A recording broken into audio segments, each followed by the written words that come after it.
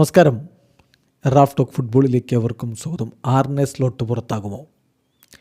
Liverpool ആരാധകർ ആകാംക്ഷയോട് കൂടിയിട്ട് നോക്കുന്ന കാര്യമാണത്. അവരുടെ ടീമിൻ്റെ അവസ്ഥ വളരെ പരിതാപകരമാണ്. കഴിഞ്ഞ 12 കളികൾക്കിടയിൽ 9 ടീം തോൽക്കുന്ന അവസ്ഥ. തുടർച്ചയായിട്ട് ടീം പരാജയപ്പെട്ടുകൊണ്ടേയിരിക്കുന്നു. ആൻഫീൽഡിൽ ഇപ്പോൾ 2 കളികളിൽ നിന്നായിട്ട് വഴങ്ങിയത് 7 ഗോളുകൾ, ഒറ്റ ഗോൾ മാത്രമാണ് തിരിച്ചടിച്ചത്. അങ്ങനെ നാണക്കേടിൻ്റെ പടുകുഴിയിലേക്ക് ലിവർപൂൾ വീണുകൊണ്ടിരിക്കുമ്പോൾ ഒരു മാറ്റം അനിവാര്യമല്ലേ എന്ന ചോദ്യമുണ്ട്.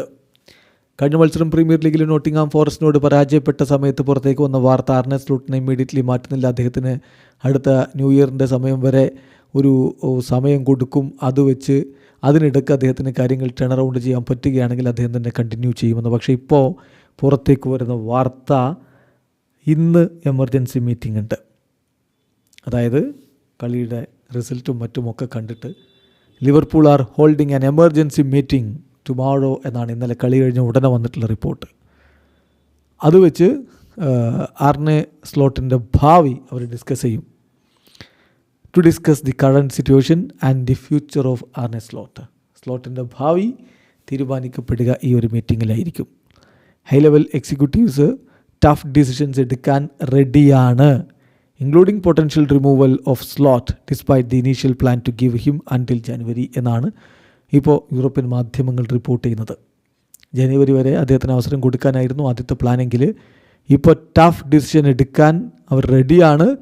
ഒരു പക്ഷേ സ്ലോട്ടിനെ മാറ്റാനും അവർ റെഡിയാണ് എന്നാണ് റിപ്പോർട്ട്. അപ്പോൾ കാത്തിരിക്കണം എന്ത് സംഭവിക്കുമെന്നറിയാൻ വേണ്ടി. PSV ഐന്തോവനോട് തോറ്റതിന് ശേഷം ആർനെ സ്ലോട്ടിനോട് അദ്ദേഹത്തിൻ്റെ സ്ഥാനം തെറിക്കുമോ എന്ന് മാധ്യമങ്ങൾ ചോദിക്കുകയുണ്ടായി. നിങ്ങളുടെ ജോബ് ഡേഞ്ചറിലല്ലേ? അദ്ദേഹത്തിൻ്റെ മറുപടി no, I am not worried. ഞാൻ അതിനെക്കുറിച്ച് വേവലാതിപ്പെടുന്നില്ല. എൻ്റെ ഫോക്കസ് എന്ന് പറഞ്ഞാൽ എൻ്റെ സ്വന്തം പൊസിഷനിൽ വറി ചെയ്യുന്നതിനേക്കാൾ മറ്റ് കാര്യങ്ങളിലാണ് ഞാനിപ്പോൾ ഫോക്കസ് ചെയ്യുന്നത് അദ്ദേഹം പറയുന്നു. അപ്പോൾ അദ്ദേഹത്തോട് ചോദിക്കുന്നുണ്ട്, ലിവർപൂളിൻ്റെ ഹൈറാർക്കി നിങ്ങളെ സ്റ്റിൽ വിശ്വസിക്കുന്നുണ്ടോ, നിങ്ങൾക്ക് സപ്പോർട്ടുണ്ടോ? അപ്പോൾ അദ്ദേഹത്തിൻ്റെ മറുപടി, ഞാൻ ലിവർപൂൾ ഹൈറാർക്കിയോട് സംസാരിക്കാറുണ്ട്, പക്ഷേ എല്ലാ സിംഗിൾ മിനിറ്റിലും അവരെൻ്റെ കൂടെയുണ്ട്, എന്നെ വിശ്വാസമുണ്ട് എന്നവരിങ്ങനെ പറഞ്ഞുകൊണ്ടിരിക്കുന്നു എന്നല്ല. ഞങ്ങൾ നോർമൽ കോൺവെർസേഷൻസ് നടത്താറുണ്ട്. എനിക്കതിൽ നിന്ന് മനസ്സിലാക്കാൻ പറ്റുന്നത് അവർക്ക് എന്നിൽ വിശ്വാസമുണ്ട് എന്ന് തന്നെയാണ്.